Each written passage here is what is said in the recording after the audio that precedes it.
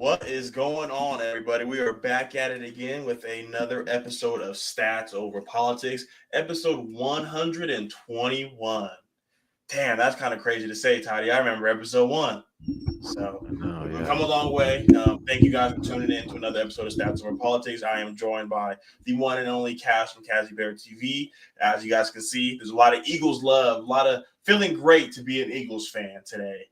And then we got Jaevon Totty, he says he's back. So, Toddy, your team is no longer 500, no longer the butt of the jokes. How you feeling? I'm feeling great, actually. I do want to say that we are back. We being the San Francisco 49ers. The little engine that could. That's what I'm going to start calling us for the rest of the year. The little engine that could, guys. I think I can. You know, we're just going to keep on treading our little... You know, we're just going to try and just keep making it happen. We are back in fantasy as well. I want to give a shout out to my boy Kevin, who said I wasn't going to win 2 games this year. But, you know, we somehow just landed in first place. Best GM in the whole dang best guesser. League. I mean, no one else thought Alvin Kamara was going to bounce back like this. Kev said, you know, it don't matter how you build your team as long as you build it, man. He said you made a trade before the season even started. Who does that? I said, hey, man.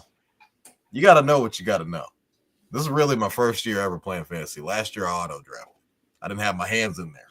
I didn't have my hands all up in everything. Hands wasn't in the cookie jar, Kev. They wasn't in the cookie jar. But guess what? We back now. Been able to oversee everything. I was the assistant GM last year. I was letting, you know, I was on autopilot, you know, letting things do what it do. But, you know, we're here now. You know, I want to give a shout out to my boy Ev for keeping my seat warm at number 1. You know, Cordell he's kind of been the consensus number 1. He's been the top guy consistently throughout the league. And I was like, you know what, man? If I could beat that guy, I'll win the league. So, you know, had the chance to go head to head with him this week, and you know, Puka Nacua put us over the top. Not gonna lie, he had David Montgomery and Sam Laporta. Sam Laporta was playing like prime Rob Gronkowski until he got hurt last night. So that might have helped me. I'm not gonna lie, but shout out to Puka Nacua. You know, he wouldn't have punched somebody last week. We would have won last week. He only put up 5 points because he decided that he was trying to claim what set he was from, and the dude said, "You ain't from there," and then he punched on him, and then gets ejected. And we're here now. You know, it's all love now, Puka. It's all love. How we doing today, guys? Not bad, man. I had a pretty productive day for the most part. I think I just told you in backstage before we started the show that I had my best weekend of my weekly predictions. So only missed 3 games this week, so can't complain, man. I'm ready for another good week. You won some money over the weekend? No, I ain't won money in a while, bro. I'm not gonna lie to you, bro. I'm in a little bit of a slump. So I have like pretty much when I bet when I'm up, you know what I'm saying, out there a little bit of money around. But when I'm down, those bets go from $10 to $20, about $5 parlay, little $2 parlay, you know. So hey man, every parlay is $5 around here. Hey, I gotta be feeling good. Y'all see some of the shit I posted on Twitter. So you know, at times when I'm betting big like that, just know I got it like that. So for right now, I'm chilling. Little $2 bets, $5 bets here and there. We're gonna stick with that every Sunday, and that's it. So I lost money on betting again on the Georgia Bulldogs this weekend. So that's a whole that's an episode right there. That's a segment. Yeah, that's a segment. A lot of pain Toddy convinced me into, you know, but moving on, we saw the Detroit Lions find a way to survive a game where their quarterback threw 5 interceptions and beat the Houston Texans on Sunday Night Football. Kaz, what were your reactions to the game? I don't really know, man. I was surprised that it was close. I didn't think that. Well, I was also shocked that Nico Collins didn't play that game. I know that he was cleared, and then all of a sudden he wasn't to play, and I'm like, okay, well, that's strange. And then I noticed that Detroit, obviously the 5 interceptions from Jared Goff. I think Dan Campbell said it best at the very end. He's like, you know, you just had those days. He didn't really think that it was anything that Jared Goff was doing wrong. It was just one of those weeks, and I agree with that. I don't think that Jared Goff is a bad quarterback. But All in all, I mean, I was just surprised it was close. I think that the Texans did about as good as they could do to take advantage of those 5 interceptions. That game on any given Sunday clearly would have been a blowout. I think that Detroit is just that good right now. I didn't really see much from anybody on Detroit's defense. I mean, there's not a lot of yards to really show for anything from the quarterback to the running back or whatever. Just a very still game from Detroit. But all in all, I would just say just a very regular game outside of the picks. Just a very regular game. Almost seemed like a Patriots like Steelers type game where it's like not really exciting. And you got 2 teams 100%. that have a very high potential to give us a show every Sunday. And Detroit's done it every Sunday since week 1. So it's like I just think we're in the middle of the season. Well, now beyond the middle of the season. I think we're gonna start to see games like this. So Detroit won. I think we all picked them to win. I'm pretty sure. At least I did. But they won, and it just seemed like just one of those games where they got by with the win at the worst, and that says a lot about that team. So said it last week, said it previous week. I'm gonna say it again. Just watch out for Detroit, man. They're the best team in the NFC right now. They are until proven otherwise. So they go into Houston, and they get a good win on the road. I don't know, man. I was telling Totty the Lions look shaky, man. It looks to where if you can stop their run game and make Jared beat you, I don't know if Jared's going to beat you. Totty, Lions come back and beat the Texans in Houston 26-23. What were your thoughts? So DeMeco Ryans very familiar with Jared Goff, going back to his days in San Francisco and Jared Goff being, the quarterback of the LA Rams. So he's very familiar of his style of play. And I thought that it showed early on, as obviously he had the 5 turnovers in Jared Goff throughout the game, but he made Jared Goff look really uncomfortable. I kind of just thought this offense for the Houston Texans, obviously they didn't have Nico Collins, who was kind of like a game time decision coming off IR. A lot of people were wondering if he was going to play. I was one of those guys thinking he was going to end up playing, but he ended up not being able to go after, I think, pre-game warm-ups, try to give it a go, see if something was going to work out, but it didn't end up working out for him. The offense surprisingly looked good to start off. I get they have a bunch of injuries at receiver. Obviously, Stephon Diggs is out as well. But the offense was moving the ball. Dalton Schultz was getting involved. Joe Mixon had the big run. Texans were pretty much able to do whatever they wanted to early on. But I thought as the game kind of went on, Detroit started to wear on them a little bit, and C.J. Stroud started to get a little bit uncomfortable, and he was also turning the ball over as well. And it was just kind of a turnover fest for the entire game. And I thought that, with the Lions being able to force turnovers on C.J. Stroud and, get down early on, and the Texans really weren't able to do anything past the second half. And, the Lions were able to force turnovers and force, get defensive stops, and they were able to score off those stops. Whereas the Texans, they were getting interceptions, but they were giving the ball right back to the Lions, and they weren't really that. Like CJ had a really bad red zone pick that would have probably sealed the game a little bit. That would have put them up 2 scores, I think, late in the 3rd or early in the 4th, if I'm not mistaken. Early in the 4th. I just think the turnovers for the Texans were very timely, and the Lions pretty much just capitalized off it. And you got to give props to Jared Goff. I get that he had a bad game, but really didn't waver in having those 5 turnovers. And I get one of those interceptions was a Hail Mary at the end of the half. So he technically really only threw 4, but I mean, 4, you shouldn't even, like, multiple turnovers in a game, like, you shouldn't be able to have a chance to win at all. I just didn't think Houston was really able to capitalize off the turnovers like Detroit was. And Detroit was able to get those turnovers in a timely manner, and they were able to turn that into, points. And hats off to the kicker, the UFL kicker. The reason how I know this guy is because I definitely gambled on him. I think he played for, I don't want to say it was the Stallions. It was like, I think it's the Michigan Panthers. That was the team that he played for, if I'm not mistaken. But he kicked like the 3rd longest field goal in Detroit history, which is insane. And those 2 kicks late in the fourth for the rookie kicker, I think like they were super really close. Like he almost missed both of those kicks. DeAndre Swift. Jahmyr Gibbs definitely was a factor in this game, pretty much doing whatever he wanted. David Montgomery is going to do what David Montgomery does. And as I mentioned earlier before, Sam Laporta was a guy who just looked unguardable early on in the game, but it did end up leaving with a shoulder injury. I think I saw something about him being day-to-day later today, reported by Schefter. But I mean, I just don't know. And Zadarius Smith didn't even play. So it's like, they showed him in the blue as we know. They showed him in the like on the sideline in street clothes. And I'm like, oh, he's not even playing. And so that's another addition that the Lions will have to look forward to as they get him kind of acclimated with their system. But this just shows that the Lions can pretty much win however. It doesn't matter however the game is. They can play like shit. And against a really good team, this is AFC. This is a team that's probably going to win their division.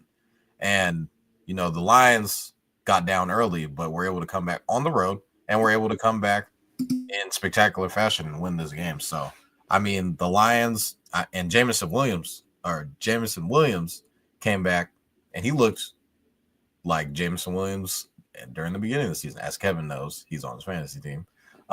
Very up and down for him, but he's been battling very much more down than up. Up and down. He's been battling injuries, and he just came off a suspension too. So at one point in time, Kevin told me he's the best receiver in fantasy right now. I'll never forget that when I was trying to trade for him. Bro, that's when he came off like a 3-4 game touchdown in like 2 weeks. He was looking like he was number 9 on the right team. I was like, time to sell high. And then I mean, so just the Lions, as I say, week in and week out, they're the best team in the NFC, and they continue to prove it each week that we watch them play. They did not cover the spread in this game. It was 3.5. But I mean, it's hard to win in this league, and when you get down by so many points, you can only come back and try to cover it by so much. But hats off to all the gamblers that took the Lions live. I think they were like plus 2,200 at one point in time. Down like 26. Crazy. 26 to like 3.5 or whatever they were down by. Yeah. So we'll be moving on to the Steelers beating the Washington Commanders 28-27. Kaz, as an Eagles fan on this podcast every Monday, everything out of Toddy's mouth says, who's winning the division? Who's on top of the division? Who's first in the division? Now that the Commanders have lost, the Eagles now hold firm grasp of number 1 place in the NFC East. What were your thoughts on seeing Russell Wilson with everything on his back being able to win against the hot Washington Commanders? Well, I want to talk about the end of the game first. Winning by drawing them off sides. I said in my weekly predictions when it came to this game, I picked the Steelers to win, and I said the reason is going to be because it's going to come down to poise between the coach and the quarterback. At the end of the day, the quarterback and the coach that shows up and it shows the most poise will win this game because it's going to come down to the wire. And you saw exactly what happened. Russell Wilson comes out there as a veteran. Okay, does a hard count. And Mike Tomlin even said it in the post-game interview. He's like, yeah, we didn't even have a second play drawn up yet. Like we was relying all on that, and it worked out, which was awesome. But yeah, I mean that's how you win a game. I mean when it comes down to the wire like that, and you do got a young guy like Jaden Daniels who's really hot right now. The Commanders obviously are a really good team right now, and as being a Steelers fan, I mean, or if you're a Steelers fan, that you're gonna have to go through like Kansas City possibly in the playoffs. You still have Baltimore in your division. Like every win counts.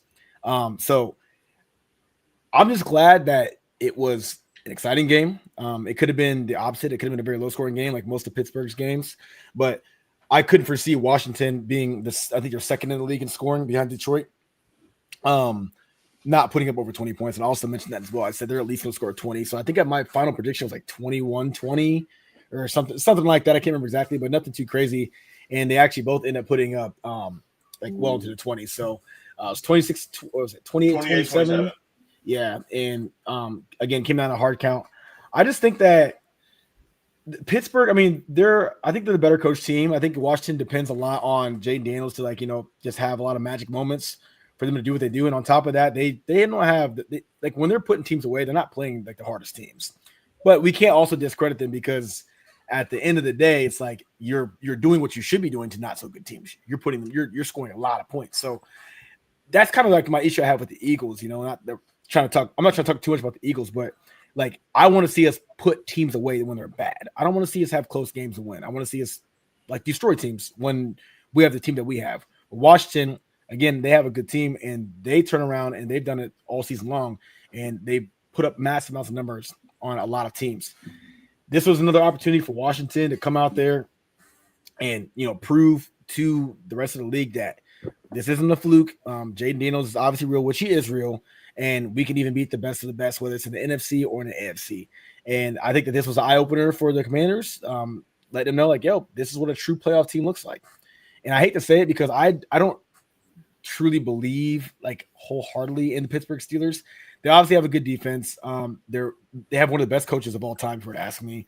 And, Russell Wilson, maybe he's back, I mean, I'm not really sure if we're going to see, a 350-yard game, 3 touchdown performance out of no picks ever again. But at the same time, the guys, he's hitting his guys downfield. He's taking chances. Got Mike Williams involved right away, with the touchdown. Only one catch, but it was for a touchdown. One catch and one touchdown. It more than he's seen all season long. And then obviously George Pickens. I think George Pickens really likes Russell Wilson being there. I mean, I think that he I don't think he really minded Justin Fields because they're winning, but this is a different George Pickens. He seems like he's enjoying having Russ under center, and we can see why. I mean, the guys out there catching all these crazy catches week in, week out. Russell's the kind of guy who, he's going to get you the ball. And again, just like I said, I'm glad I really predicted this. Like, I just think that between Tomlin and Russ, a lot of experience there.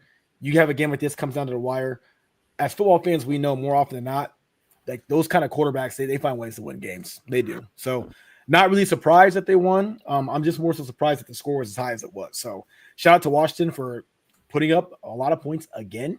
Not too crazy of a performance by either quarterback. I think that Russ had 195, 3 touchdowns and an int, which is good. And then Jaden went for no touchdowns, but no interceptions per usual, but 200 yards against a good Pittsburgh Steelers defense. So they had opportunities. They capitalized where they could have, and it came down to who had the last possession, and that was Pittsburgh, and they did what they needed to do to win the game. Totty, I know you were coming in really high on the Washington Commanders. Like I said, every week you let us know how good they are and what they are doing. So what were your thoughts to see them lose a game like this? I thought I picked the Steelers to win this game. I'm with Kaz. I kind of thought just the way that the Steelers have been playing, with the quarterback change and how activated George Pickens has been in this offense. And it's kind of opened up the run game for Najee Harris as well. And alongside of the defense that, Pittsburgh year in, year out is always going to have one of the best defenses with TJ Watt commanding the front on the front end. And, just kind of making things happen on both sides of the ball. So I thought Jaden Daniels didn't really use his legs as we're used to seeing him in this game. And the better defense in the Steelers, you would have thought that he would have been able to kind of make more plays with his legs. I thought the Commanders got up, I think 10 at one point in time in this game, and the Steelers kind of had to fight back. And I just think it kind of just came down at the end. Russ leading his team down the field and being able to put his team up, and the defense being able to get a stop. And Kaz had already mentioned it kind of came down to literally they got a guy to jump off sides. And coming down to it on 4th down, I'm pretty sure most people thought that, hey, where they were lined up, where they were positioned on the field, you knew that they were going to come out and just try to draw guys off sides and try to, make someone jump. I'm pretty sure a lot of, myself included, a lot of people across the world were like, hey, they're just probably just going to try and get him to jump. They're going to end up punting the ball. And I'm pretty sure Mike Tomlin, like, I think it was Kaz that said they didn't even have a play drawn up which is crazy. They didn't even have a play drawn up. They were just like, yeah, we're something that they saw something that they liked. They didn't really have anything. So for them to kind of, Russ is a guy that's known to get guys to jump off sides. Him and Aaron Rodgers are kind of in that same lane with that cadence to try and get guys to draw guys off sides. So I think the Steelers are for real. I think they're one of those teams that none of us really talked about besides Cordell. He came on the show and pretty much just, he stamped them, gave them the love they deserved. He was like, yeah, we're going to go this, and that. We might have a chance to win the division. I said, you're crazy. But I mean, right now they're in prime position. I believe they play on Sunday Night Football. Is it Sunday Night Football? It might not be. Against the Ravens. So that's going to be an insane matchup. And I think that game's in Pittsburgh too. As for the Commanders, technically they're in second place right now, but they haven't played the Technically? Yeah. What do you mean technically? Well, they are. It's not technically. There's no mathematical question. It's the fact. They are. Mathematically, they are behind the Eagles because they haven't played them yet. So we are going to see on Thursday, when it comes down to it, it's going to be a very praying on the downfall, man. Praying on the downfall. Not praying on the downfall. I'm just saying. It's all good, Taz. He's every week, whatever team we're playing, he's rooting for. And I said in the beginning of the season when we were making our predictions, I said the Commanders were going to make the playoffs. You guys all scoffed at me. And I did say that the Commanders would come in second place and the Eagles would come in first place. Now, this was one of the games that I said you guys would lose in the division. This would be, you guys would end up splitting because this is the first game that you guys will play. Kevin does things he's going to sweep the division. I mean, you're a wizard, Harry. I mean, why not? You guys have been playing lights out. But I do think that the Commanders have shown that they are definitely a different team. This past game is nothing to scoff at. The losses that they have are against good teams. Like they lost to the Ravens. They lost to the Steelers. These are playoff teams that they're losing to. And I get it. They're a young team. They're led by a rookie quarterback, new head coach, new OC. Everything's brand new for this Commanders team. So they're just trying to, figure out ways how to win. And I think they're not getting blown out in these games. These are one-score games that they're losing by. And so that shows a lot of promise going into Thursday night, which will be a Thursday night showdown. As Kevin likes to say, this is their Cinderella game. I mean, look, you are what your record says. You only beat two teams that are good. I mean, none of us think the Giants are any good. Cardinals, Bengals, Browns, Giants again. I mean, the Bears, they're awful. So every time they rub against some competition, unfortunately, they lose. So just my little short rundown. It comes down to execution. For that young guy to jump off sides and lose his team the game is heartbreaking. And all last week, all I heard was, Kevin, our secondary is like that. And George Pickens was out there just toying with him. He caught a bubble and had the ball out like this and was just stiff-arming the dude for 4 yards. So it's looking kind of sweet for us. So we'll get more on that next week. But moving on to our quick Week 10 recap. Cass, I'm going to throw it to you first. The first game of the week, probably the best game of the week. We had the Baltimore Ravens escape the Cincinnati Bengals 35-34. Yeah, I'm not sure if my camera's glitching a little bit on you guys, but if it's not, hopefully you can still hear me. But no, that was a good game. Really good game. Joe Burrow just creeping up the ranks in the MVP race for sure after that performance. Jamar Chase is right now, he's the best wide receiver in the NFL.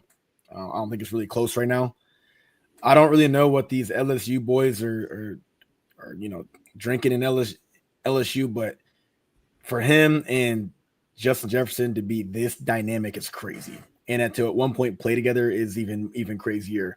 But Jamar Chase had his best performance yet, a legendary performance, a performance that is going to be talked about for a very long time.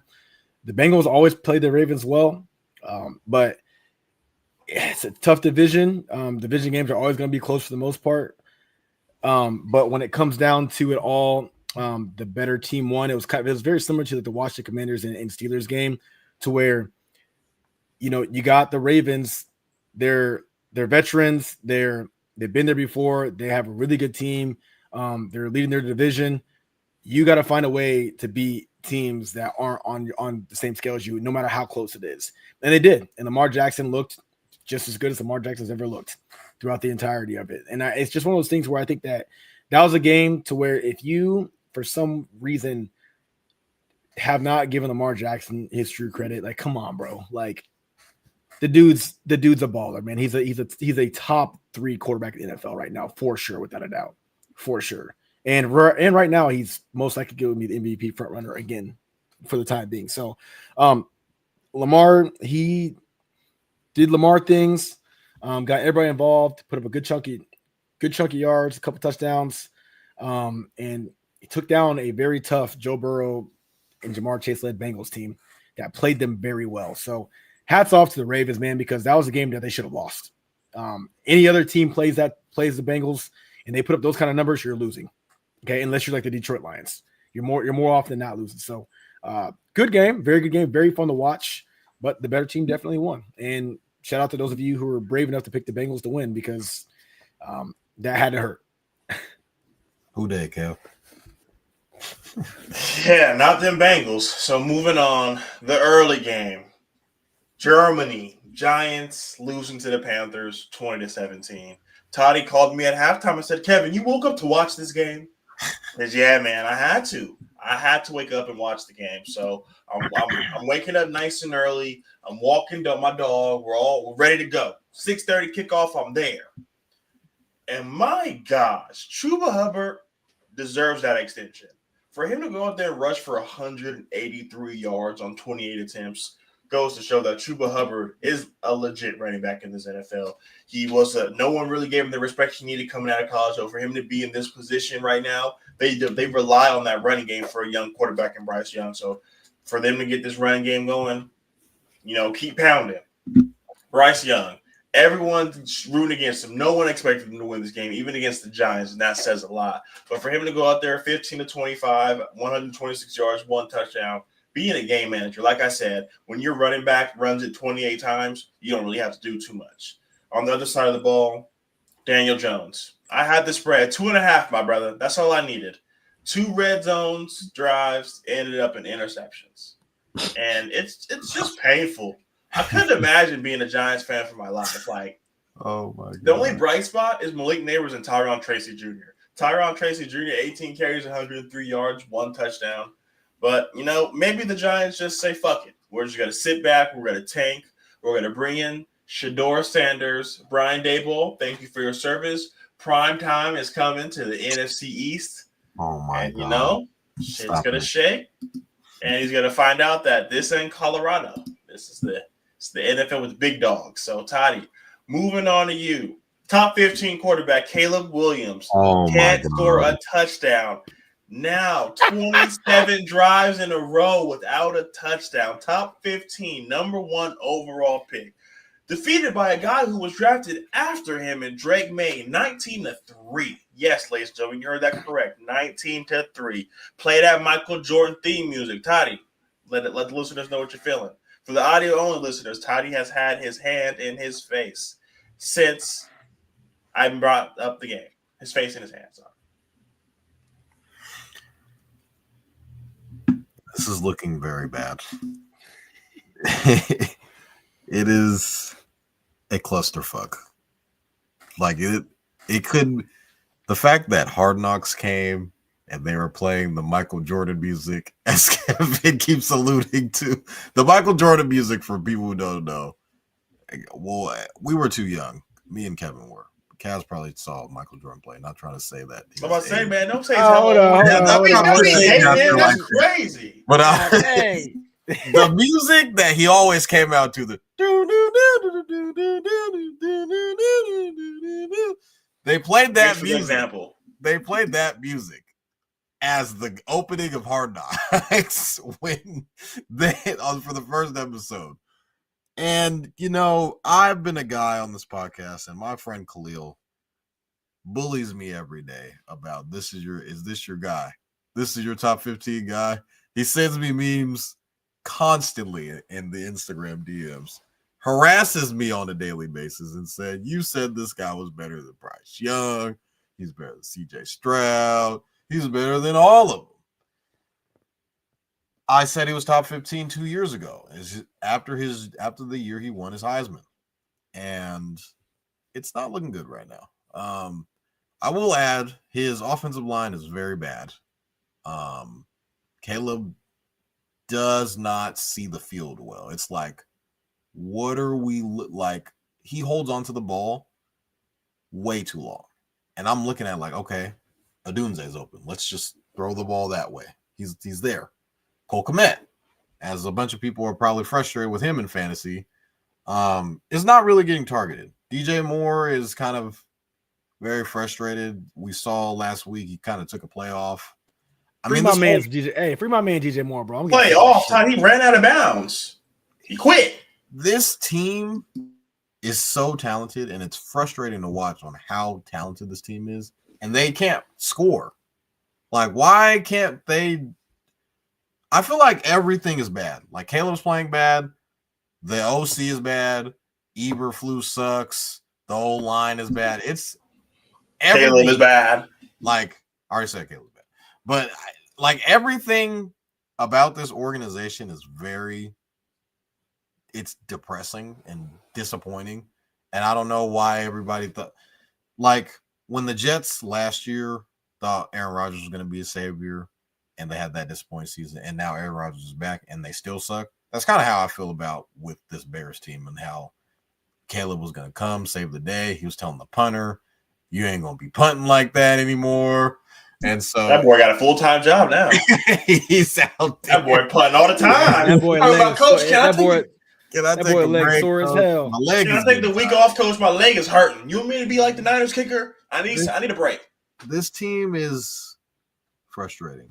This is a team I picked to win the division. This is a team I picked to go to the NFC Championship game. Oh, my God. It's blowing up in my face. I bet I fell for it again. This was my Saints. Yes, last year, this is what I thought the Saints would be. Saints were ass last year. And now the Bears. I fell into the trap, guys. I bit the cheese, ladies and gentlemen. And it is like, let's just go off rookie quarterbacks. Like, Jaden Daniels is better. Drake May's better. Bo Nix is better. And we haven't even seen Penix play. I mean, God. At this point, he's better. I mean, without him not playing, he's better. It's like, it's so, like, when you watch him play, it's like, bro, like, why are we holding on to the ball? Why are we getting scared in the pocket? Hit the open. Like, guys are open, but it's just like he's not seeing the field. And this is not the guy that I saw in college. This is not the guy I saw win the Heisman Trophy. This is not the same guy. I don't know where he is. Now, dare I say bust? I can't go that Zach far. Wilson, Marcus Russell. I can't say that because I think the talent is there. I think he needs an offensive guy to save him. Like, he threw for 43 yards, Totty. 43. It's 6 of 13. Very bad. Horrendous. Like, I'm not defending him. I can't defend him. I'm getting picked while I'm down here. That like, I'm tied to DJ Moore, Roma Dunze, and Keenan Allen. I'm getting tied to a chair, and they're throwing eggs at me. They're throwing tomatoes at me. Like, I can't do anything. Like, it's bad. It's horrendous. And I mean, is it better than Bryce Young? Sir, no, sir. Like, that's a legit question. Last year, Bryce Young was terrible. He looks a little bit better this year, but I mean, he's better than Bryce Young. He's better than Bryce Young. It's just not by much. They got four. They got four. Bryce Young's 2 away. It's just so frustrating to watch them play. Like, they were favored by 6 points to win. They were favored by 6. Like, literally a touchdown to win this game. And they weren't even close. They couldn't do shit on offense. Yeah. against the Patriots. Like, this is the Patriots. You're at home against the Patriots. They were undefeated at home too, by the way. This isn't like you're going against the freaking like Chiefs or you're going against the Steelers, one of the Bills, like one of those top AFC. This is the bottom tier of the AFC East. The Patriots. Drake May, like, if you're just a person that didn't know shit about football and this was the first game that you ever watched, you would be like, oh, that guy, the other guy on the other team, like he was the number one pick, right? No, actually, it was the guy that threw for 43 yards. So, I mean, I can't say I'm done with them, but it's just like I'm just punting on the Bears in general as the season goes on. Like, they need to just clean house. I feel like Poles is going to have to find a new coach. They got to get a whole new offensive line. I feel like their defense is still like good. They have good players. Like, they have good players on offense. I feel like they have good players on defense. I think their coaching is really bad and their O-line is really bad. And Caleb he's not playing well. So they need to change. Yeah, there's a lot of things going on there, and they need to figure it out quick. But, Kaz, I'm going to throw it to you next. The Buffalo Bills continue their winning streak, beating the Indianapolis Colts 30-20. Oh, my Lord. Shout out Jonathan Taylor. That's about all I can say about the Colts, man. He had a really good game.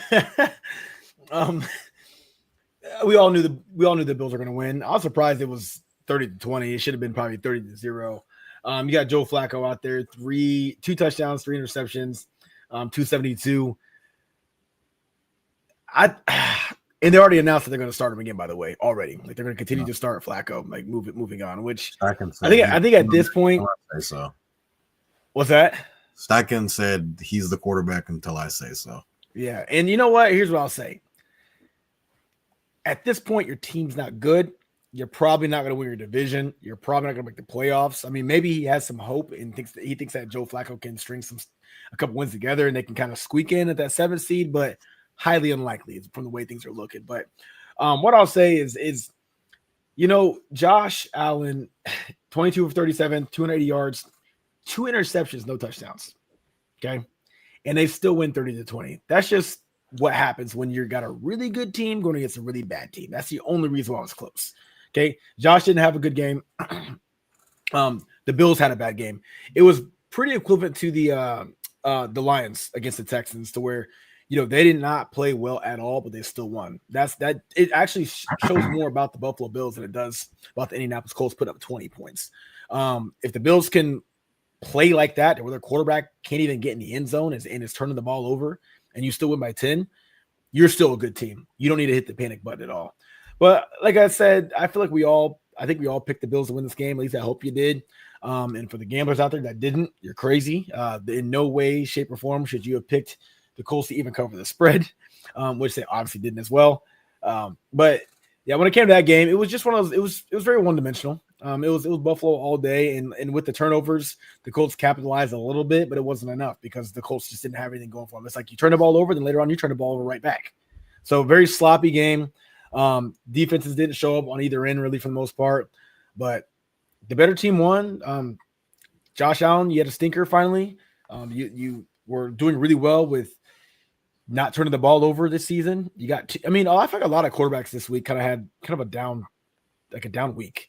A lot of turnovers, a lot of interceptions. I mean, even our boy Jalen, he had 2 turnovers for the first time in 5 weeks or 4 or 5 games. So these things happen. Nobody's perfect. I just think that we're at that point of the season, like I mentioned before, where we're going to see some stale football. All right. We're not going to see the 40-point games anymore.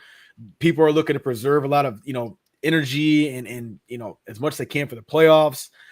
In Buffalo, they're clearly going to win the division. If you can get away with the win and keep your guys healthy, do that. They weren't playing a good team. They should have won the game. They did win the game, and they did it in a very subpar fashion. So kudos to the Colts for at least putting up 20. I was surprised by that, but Bills all day, easily. You're talking about defense. Oh, go ahead, Totty. What were you saying? I was just saying the Bills got the Chiefs next week at home. They're favored by 2.5. That's gonna be a good game. But Cavs, you mentioned defense, and this game I'm gonna bring up. Nothing but defense was played. The Denver Broncos lose 16-14 to the Kansas City Chiefs. Totty, I promise to God, hand on the Bible, I saw that the Chiefs were minus 100,000 before the field goal. I said, you know what? It's Patrick Mahomes. Let me think about sprinkling 10 on it. And as soon as I was going to hit enter, they kicked it. And I couldn't do it. But, boy, 20 seconds later, would have been the man. But Kansas City continues week after week after week after week to get the fucking job done.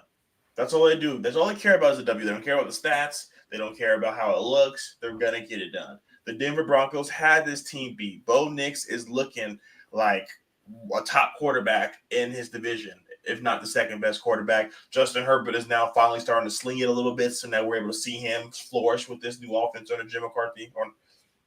So it's going to be interesting. The Broncos did a lot. They did everything they could. Cortland Sutton is turning back time. They are doing whatever it takes to get there. And for the Chiefs to go in at halftime and say they're not scoring again, for them to pitch a shutout shows a lot about this team. This defense is one of the best. All people talk about on all the talking heads about how they're comparing this team to the early Tom Brady Patriots, where Tom Brady doesn't have to do too much because this defense is going to hold it down.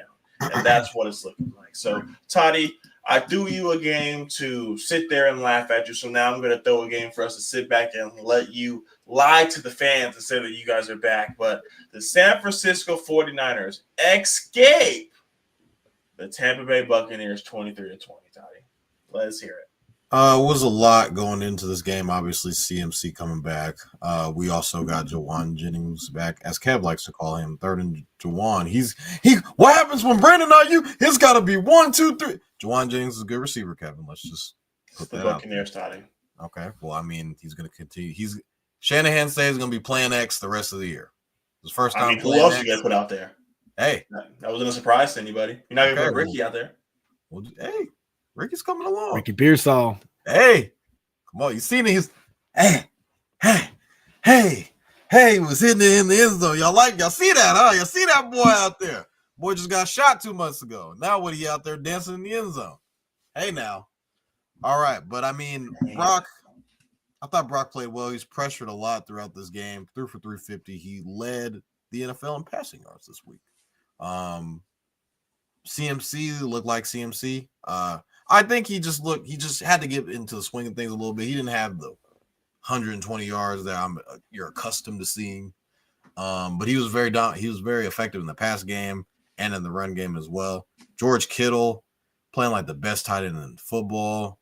Had the go-ahead touchdown in the back of the end zone. I think that was on third down too. Like I already mentioned, Jaevon Jennings, Ricky Pearsall is coming into his own.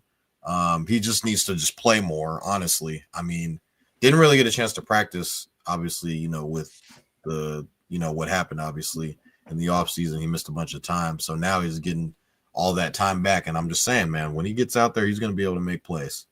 Want to give a shout out to Renardo Green, our star defensive back, is dealing with the loss of his daughter. So he did not suit up in this game. So the rookie Renardo Green got to suit up, and I thought he played phenomenal. Made a bunch of plays on the outside. Had a couple of PBUs, and wasn't a problem for us out there. And this game was way closer than it needed to be. Obviously, Jake Moody, I swear to God, the things that I wanted to do to that man. Don't worry, Debo got you. He got you. Debo, yeah, I was gonna get to that. Debo expressed his frustrations. They're in shambles over there, guys. On the sideline, and I mean, I would imagine after you miss, you missed the first one, it's like, all right, we'll get him next time. You miss the second one, it's like, all right, it's time to, let's wake the fuck up. Okay, we're missing out on points. You miss a third field goal, you're gonna start to annoy the guys that are going out there every play, like, hey, bro, like, you need to do your fucking job. And when we got down, I mean, kind of what led up to everything, when Baker drove down the field, the fourth down was insane. When Nick Bosa was like grabbing on his arm and Baker threw an insane one-armed pass. Sterling on Shepard. Yeah, to Sterling Shepard, who's been playing out of his ass lately. Turning back time.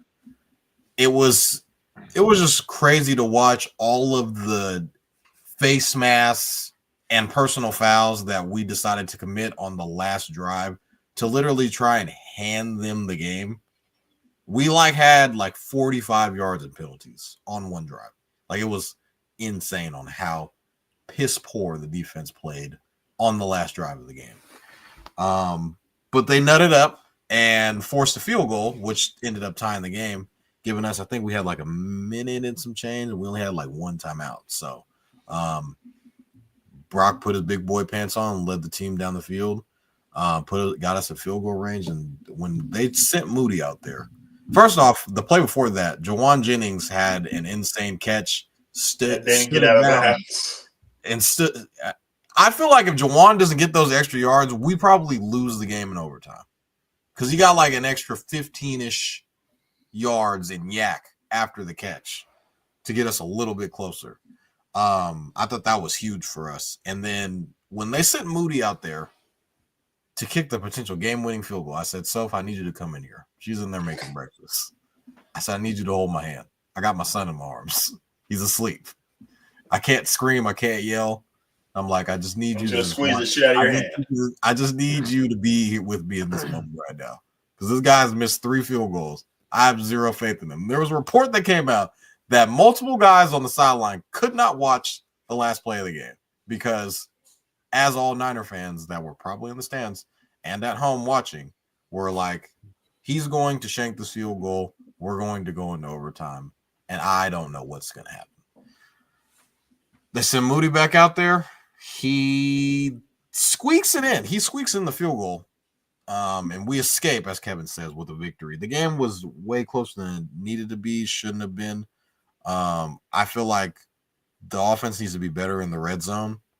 That's been a kind of our shtick, as some people might say, is the red zone. Red zone offense hasn't been good for us.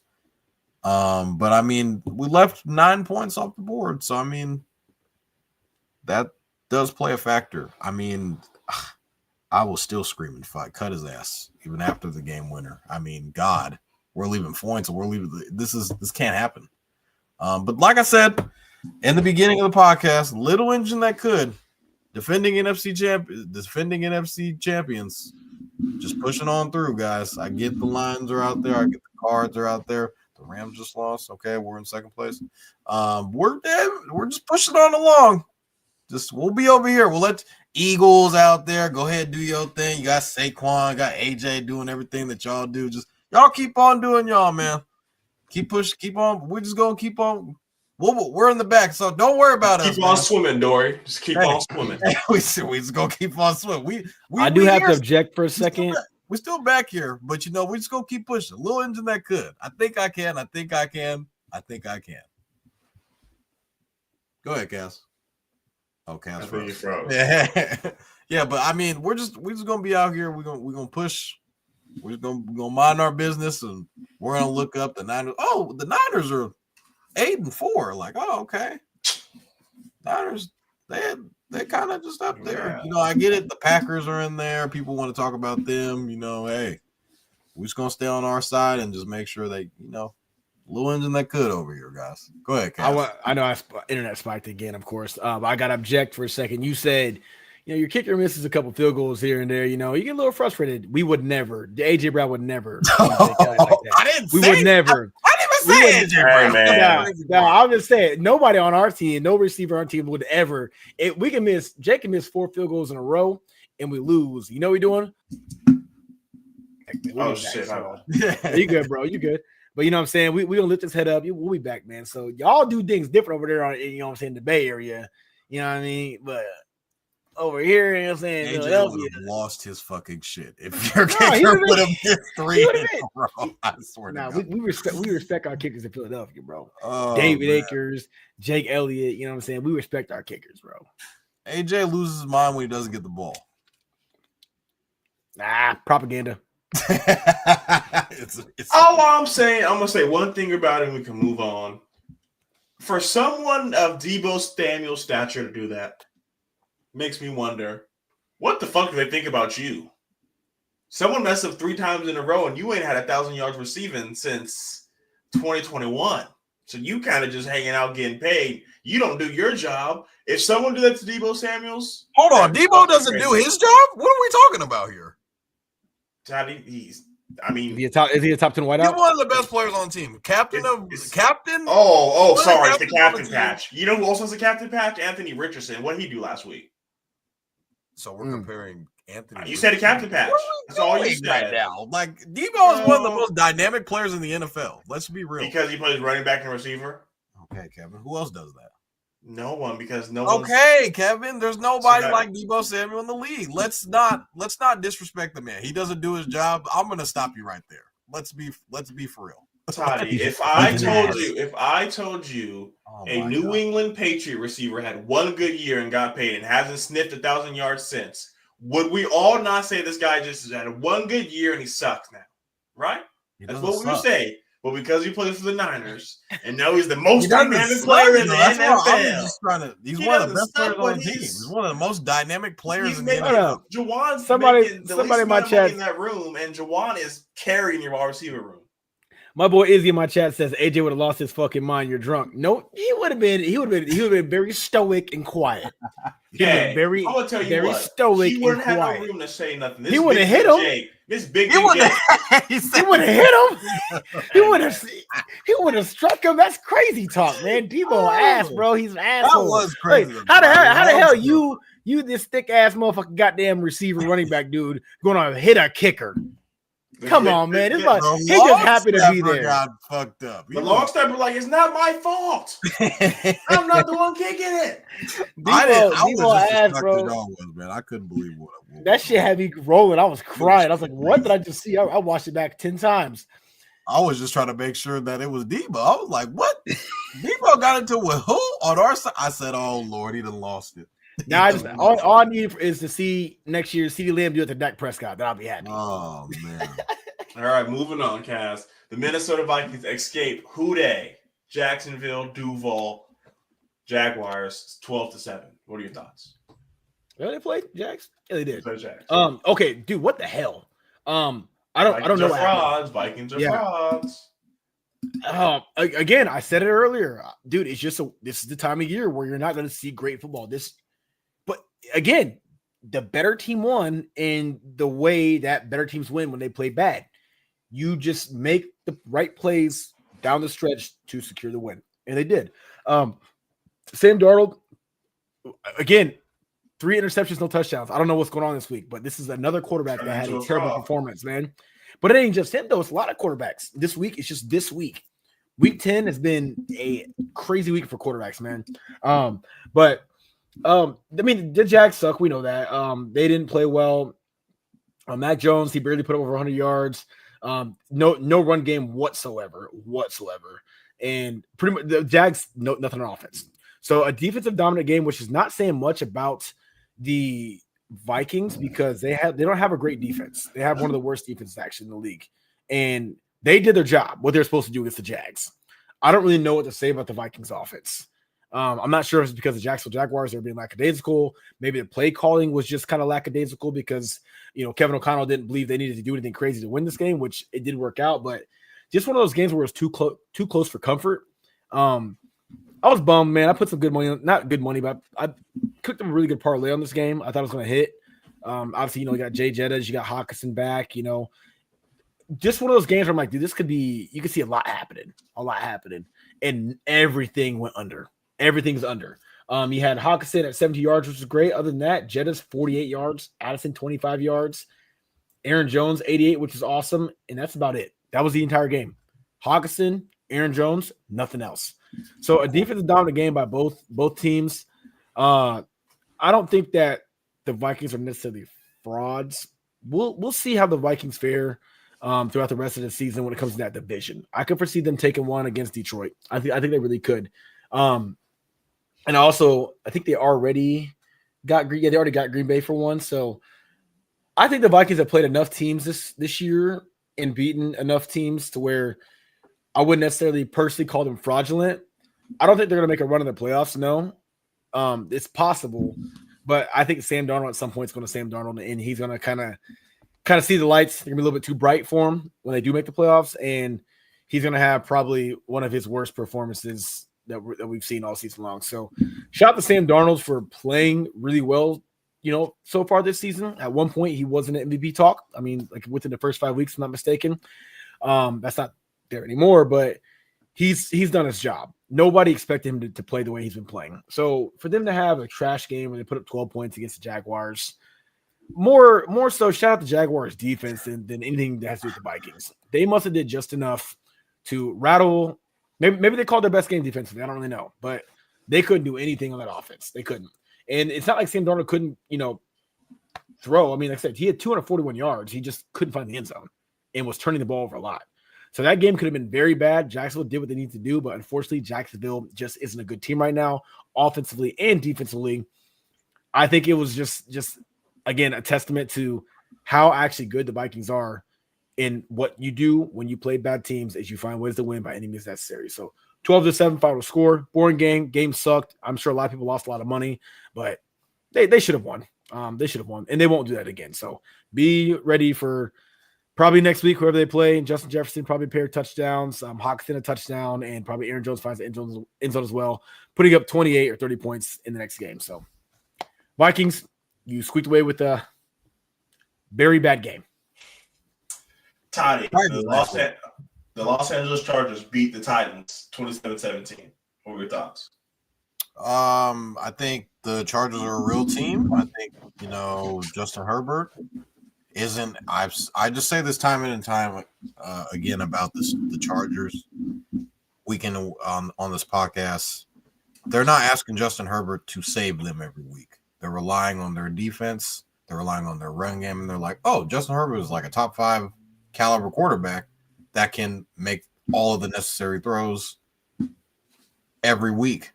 And they add Jim Harbaugh, who is a national champion, who's been to Super Bowls, been to multiple NFC championship games, a guy who can literally change your franchise overnight. And like I said, kind of going into the year, a lot of people were skeptical on him and what this offense will look like. Quentin Johnston is a guy that was, supposed to be cut. He's out here catching touchdowns, and people are trying to trade for him and pick him up in fantasy. You got Ladd McConkey, who's out here making plays left and right. Gus Edwards, J.K. Dobbins, guys like that are making plays. As for the Titans, I just think the Titans need a quarterback. I get Will Levis is a young guy that you wanted to see what he'd look like. But other than, getting, Calvin Ridley got the one long bomb early in the game, and he didn't really see a lot of targets after that. I didn't really think that the Titans try to get him involved more. He's obviously able to get open. But I just didn't see Calvin really able to get the ball a lot. So he is their primary receiver and would like to see him involved a lot more in the offense. But the Titans have the number 1 ranked defense as far as yards go. So it's not like their defense is bad. Their offense can't put up points. This was like one of those weeks we didn't really see a Will Levis meme, a Will Levis, crazy interception, fumble, or whatever. So I guess he's kind of grown up in that aspect. I may have spoken too soon because he might do some crazy shit next week. But, the offense was not able to produce. And I don't think it's not because they don't have the talent. I feel like they have good talent on offense. I like Tyler Spears. I like Tony Pollard. And I like Calvin Ridley. I just don't know if their quarterback's going to be able to get the job done. So, the Chargers are a real team, and I think a lot of people are going to let them fly under the radar, given that there's, the Bills, the Ravens, there's the Texans, as we already mentioned, and then there's the Steelers, but no one's really talking about the Chargers. The Chargers 6-3 now. Cass, being the only person on this panel to choose the New Orleans Saints, and for them to win 20-17, what went into your pick, and what were your thoughts on the game? So what into my pick was just gut feeling. It just seemed like, so I mentioned, I think to you before we went live, I said, it might have been live. I can't remember. But regardless, said Drake London was not supposed to play that game. He had a hip pointer, and for those of you who don't know, a hip pointer is just pretty much a contusion on your hip bone, and we lost Kaz again. Totty, I am going to swing it to you next. What were your picked the wrong person off. What were your thoughts on the Jets that the little engine that never got going lose to the Cardinals 31-6? I saw that I accidentally picked the Jets to win. I thought I bet on the Cardinals to win this game. They were plus 115. The Cardinals might be a real team, but I get the Jets are really bad. So it's like, okay, let's get Davante Adams in here. He's going to be able to. You guys remember Flex Tape back in the day? The commercial where you just put tape on and everything's just going to be okay. They thought Davante Adams was going to be that Flex Tape. But it just, happens to know that Davante Adams does not play offensive line. He does not play defense. And or quarterback. Aaron Rodgers might be time to hang him up, big dog. Had a hell of a run as a quarterback. He's a Hall of Famer. Probably a first ballot Hall of Famer. Not probably, hands down. Right now, it's just so bad. Like, very similar to the Bears. It's just like everything is bad. Like front office, ownership, down to the. I mean, the Jets have good players. They have Sauce Gardner. I mean, Kaz has pointed out multiple times about how good their DBs are. DJ Reed is a guy that we've talked about on this podcast. Sauce Gardner's kind of having a down year. I mean, Breece Hall, he was like the number one pick in a bunch of fantasy drafts. And where has he been? You're telling me I was one of the dudes who did it. Where has Breece Hall been? I mean, like Aaron Rodgers, they couldn't score a touchdown. Like, this is a very wishy-washy. And Garrett Wilson is kind of like there, and it's like, Davante Adams was supposed to be this guy. And I remember a couple of years ago on this podcast, Kevin has talked about how good he asked me and Shaun, how good is DeAndre Hopkins? He a top 10 wide receiver. And obviously me and Shaun said he's a top 10 guy. And Kevin laughed and said, where are you guys looking at? Is Davante Adams a top 10 receiver still? Like, is that like, are we still in that realm? No. Like, is it because you would really only get it because of the respect factor at this point? Is it because the Jets, everything's bad about the Jets? I mean, he doesn't have a quarterback. I mean, he went to Vegas and like fell off a cliff. But he went back with Aaron Rodgers. Remember, he did all this stuff with Aaron Rodgers. Remember when he went to the Raiders, they were like, hey, he won all these records with Derek Carr.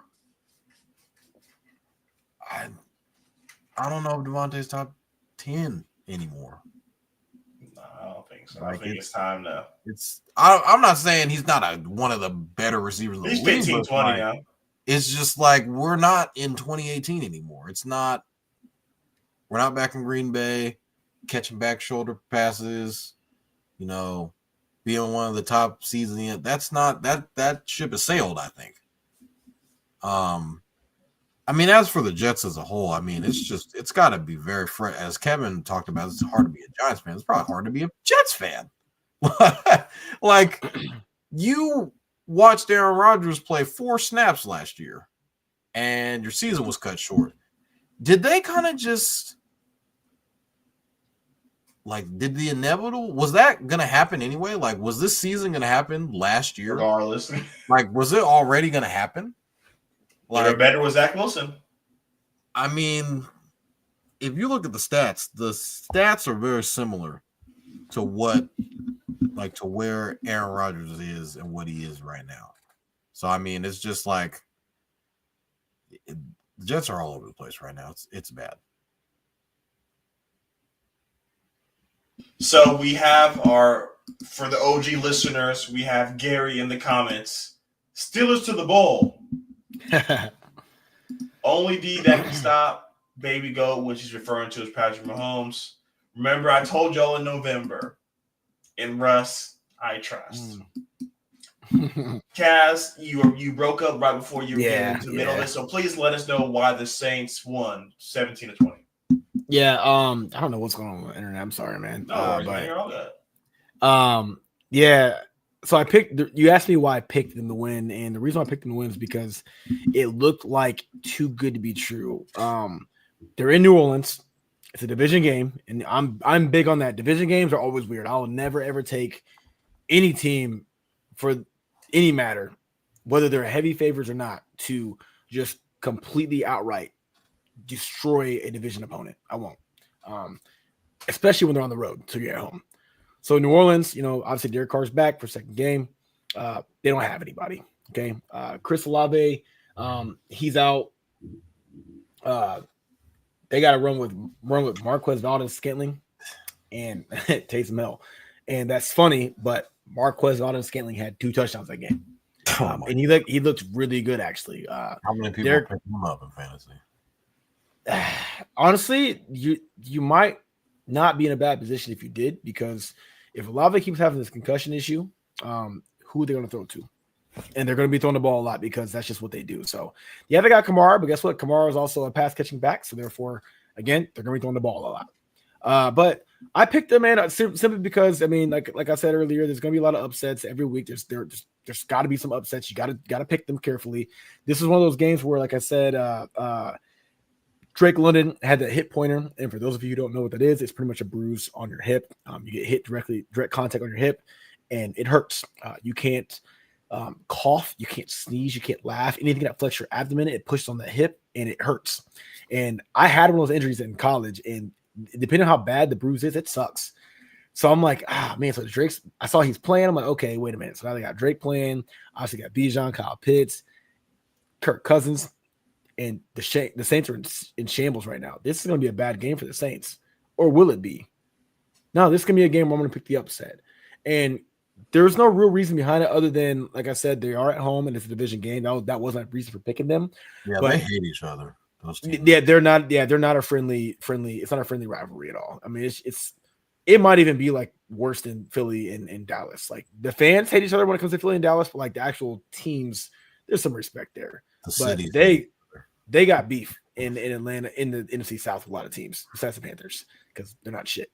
But I was surprised that they did win. It was a close game. 20-17 was the final score. Bijan had a great game. He went 2 touchdowns. He went for over 100 yards. But outside of that, you had Drake London, 97 yards, no touchdowns. Darnell Mooney, 96 yards, who I think is playing great this year. No touchdowns. They just couldn't find the end zone when it mattered the most. And the Saints did what they needed to do on defense, and that was you can get all these yards, but if you can't execute when you get all these yards, it doesn't matter. So shout out to the Saints for having a really good red zone defense, apparently, keeping these guys from scoring whenever they got their chunk yardage. They're at home. They handle business. They don't have a bad defense. The Saints are known for having, before they got rid of what's his name, who came over to Washington. Marshawn Lattimore, yeah. The Saints have always been known to have they've been known to have guys who are solid on defense. They've been playmakers. I mean, at one point they had Chauncey Gardner-Johnson. They have Ken Jordan, and Tyrann Mathieu. So they've got some names over there. And if they don't have them now, they've had some names. So time and time again, the Saints will show up and they'll put up a really good defensive game against opponents. A couple picks here and there and a couple turnovers. And this is just one of those games where they showed up. And I mean, Kirk Cousins, 2 fumbles. Saints defense showed up, played well, held Falcons 17 points, and they scored 20. That's it. So I just got lucky with the pick. No real reason behind it. And while we have Gary in the comments, I think it's a perfect segue into our next segment. We will be ending the show with a factor cap. It's been a while since we've had a factor cap. I told everybody to bring their top 3 teams in the AFC list. So, Totty, I'm going to swing it to you first. Factor cap.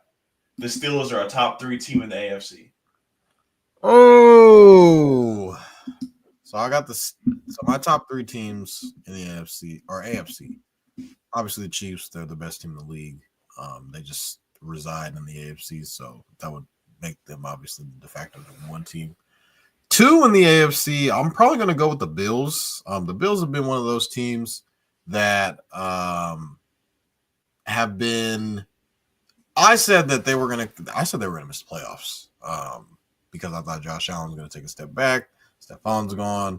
Relying on rookies, you're relying on a bunch of other guys, and Kincaid. Didn't realize how much of a factor James Cook would be in this offense, but he's been, playing his ass off. And, Josh Allen's been playing at an MVP caliber level, so I'm going to have to put the Bill. And their defense has actually been playing well. So I'm going to have to put Buffalo at number 2. 3 was kind of a toss-up for me. I'm going to say it's the Baltimore Ravens because Lamar has been playing out of his ass. He is my fantasy quarterback, so I'm a little biased here. But I feel like the Steelers are right there. They definitely have a chance to be one of those top teams in the AFC after this weekend because they do have the showdown with the Ravens this coming up Sunday, and I believe that game is in Pittsburgh. So factor cap, are the Steelers a top 3 team in the AFC? I'm going to say this is cap. They are not, but they do definitely have a shot to win this game. Ravens are favored by 3, and the Steelers are at home in this game. I'm going to throw it to you next cast. Factor cap. Are the Steelers a top 3 team in the AFC? Absolutely not. You got the Bills, you got the Chiefs, you got the Ravens right there as 3 already. They're going to be more around the 4 to 5 range between the Chargers, the Texans, and obviously themselves. So I think that they're a top 5 team in the AFC, but I could foresee them not beating. Actually, have they played the Texans? I don't think they played the Texans. No. I don't recall. Okay, I was going to say, because I don't want to say this and all of a sudden. Right now, they're better than the Texans. I would say so. I would say right now until the Texans get healthy. They get Nico back. I think that the Texans are a team that can beat that. They can beat the Steelers in the regular season and or in the playoffs, 100%. But outside of that, we're still trying to figure out how real this Chargers team is. We know the Chargers don't have the greatest offense in the world, but they do have a good defense. Also, another team that we got to talk about is, I hate to say it because I don't believe in them at all. I think they're very fraudulent. The Broncos. That might be one of those teams where if they do end up in the playoffs somehow, some way, in some realm of the world, Steelers are better than Broncos. Let's be real. I'm just saying that these are teams that I can foresee this. Listen, these are teams that I can foresee them losing to, but on the latter end of it, teams that I don't foresee them winning against: Baltimore, Buffalo, and Kansas City. Boom, boom, boom, right there. So that is 100% cap. You got a shot this weekend. And I saw a stat that Lamar, when he plays against the Steelers, it doesn't look good for him. I think Cordell also he gave like a good stat about like when Lamar played, he has a losing record against the Steelers. That's very fair. Someone in my chat says the real Pennsylvania team is the Steelers. He's crazy. But no, I'm not trying to shit on the Steelers. I like the Steelers. I enjoy watching the Steelers. They're actually an AFC team. It was my mom's favorite team. And there's a lot of Steelers players that have played in the past that I've really enjoyed watching. And I give them a lot of credit, but I'm not looking at this team and thinking, oh yeah, this is for sure a top 3 team in their conference. No, top 5 for sure. And that's debatable because I could foresee them going toe to toe with the Chargers. If the Steelers win this weekend, they gotta be right. Gotta be for sure. They win this weekend. They gotta be for sure. But that's this weekend. That's in the future. So I'm not trying to be super hypothetical right now and say, woulda, coulda, shoulda. We'll see. Right now, it's those 3 teams I mentioned: Ravens, Chiefs, Bills. I'm going to go cap as well. I had them 5th in my list. I put a healthy Texans over this team, and not even with Stephon Diggs. If they even had a Nico Collins, I'm putting them over the Steelers team just off of what we've seen from C.J. Stroud. Russell Wilson, I get it. 3 games, really hot. Let's take a chill pill. But due to time, I think we can go ahead and squeeze this in. So we have a this or that. Everyone remembers a this or that segment. I'm going to say a name. You guys are going to let me know who would you rather have. And after a showing that we've seen from a top 15 quarterback in the NFL, I think it's only right that we do Caleb Williams. Oh, God. First name up, Russell Wilson. Russell Wilson all day, baby. Give me Russell Wilson. Next name all up, day. Joe Flacco. Give me Caleb Williams. Give me Joe Flacco. We know what we're going to get every week out of Joe. Okay. Let me think. You put Joe on the Bears. Do they win more games? Jesus. For now, This is a legit question. Oh man, I gotta go with. I'll take Caleb. Nope, Flacco. Nope. I lied, Flacco. I lied. I'm sorry. I can't. No, I can't. All right, final Flacco. say. What are we going? Flacco. Next name, Jameis Winston. Caleb was. Let's not. We gotta stop here. It's not that bad. God damn it, Kevin. It ain't that damn bad. Let Cat speak. Why I gotta go next? Why can't you go, bro? This shit hard, bro. It's like a goddamn math test. Damn. Hey, no, I'm taking Jameis. Hey, give me Jameis, bro. No, Jameis is hitting him. He hit him receivers, bro. He hitting them receivers. Give me. He hitting somebody. Yeah. Hey. Next name, Bryce Young. Let me Caleb. I'm taking Bryce Young. Out of what we've seen, I know we've seen more of Bryce, but 34 yards, 6'13". I just can't rock with that. It was bad. I'll take Caleb. I think that at times we see the flashes of what could be. It ain't happened yet, but there's flashes of what could be. He just ain't connecting. With Bryce, I don't see flashes of nothing. I see purely zero. I see attempts and they're bad attempts. Give me Caleb in this comparison. Next name, Derek Carr. Oh God, Big Deezy, baby. Totty, get the people what they want.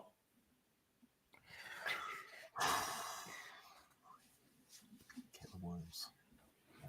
We couldn't hear you, Totty. Speak up.